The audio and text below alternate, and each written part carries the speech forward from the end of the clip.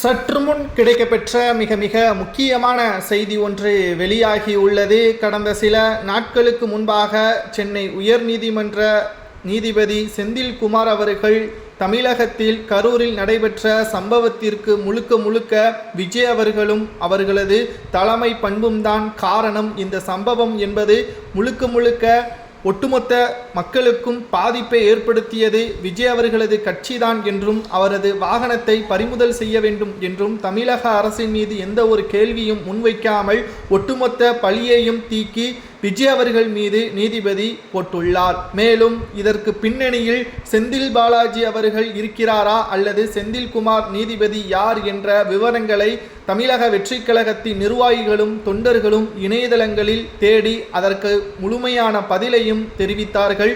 இதுதான் சமூக வலைதளங்களில் வைரலாக பரவி வருகிறது. அதாவது நீதிபதி செந்தில்குமார் அவர்களது தாய், அதாவது 2 முறை எம்எல்ஏவாக பதவியேற்றுள்ளார். அதுவும் திமுகவின் ஆட்சியில் திமுகவின் உடன்பிறப்பாகவே அவர் இருந்துள்ளார் என்பதும் குறிப்பிடத்தக்கது. இரண்டாவதாக 1994 செந்தில்குமார் அவர்கள் வழக்கறிஞராக தனது பதவியே தொடங்கினார் என்பது இரண்டாவதாக தகவல். கடந்த சில மாதங்களுக்கு முன்பாக செந்தில் பாலாஜி அவர்கள் டாஸ்மாக் முறைகேடு வழக்கு தொடர்பாக அமலாக்கத்துறை அதிகாரிகள் வழக்கு தொடர்ந்ததல்லவா சென்னை உயர்நீதிமன்றத்தில். அப்பொழுது செந்தில் பாலாஜி அவர்களுக்கு எதிராக தீர்ப்பை வழங்க முடியாது என்று கூறி அந்த வழக்கிலிருந்து தங்களை விடுவிப்பதாக செந்தில்குமார் அவர்கள் தெரிவித்தார். இதிலும் செந்தில்குமார் அவர்கள் திமுகவிற்கு ஆதரவாக செயல்படுவதாகவும் தற்பொழுது விஜய் அவர்களது வழக்கு முடிந்து அனைத்து ஆதாரத்தையும் சமூக வலைதளங்களில் வெளியிட்டிருக்கிறார்கள்.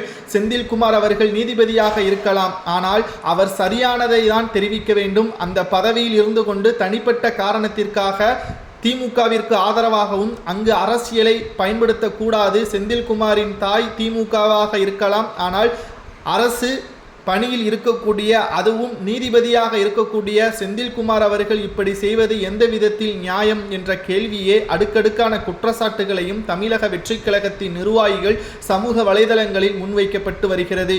மேலும் உயர் பதவிகள் செந்தில்குமார் அவர்கள் 1994 படிப்படியாக உயர் பதவிகள் வழங்கப்பட்ட ஆண்டுகளை நாம் பார்க்கும் பொழுது, குறிப்பாக திமுக ஆட்சி அதிகாரத்தில் இருக்கும் பொழுதுதான் செந்தில்குமார் அவர்கள் படிப்படியாக தனது உயர் பதவிகளை பெற்றுள்ளார் என்றும் 1994 வழக்கறிஞராக தனது பணியை தொடங்கினார். 2007 ஆண்டில் வழக்கு குறையில் அதிகாரப்பூர்வ நியமனங்கள் பெற்றார்.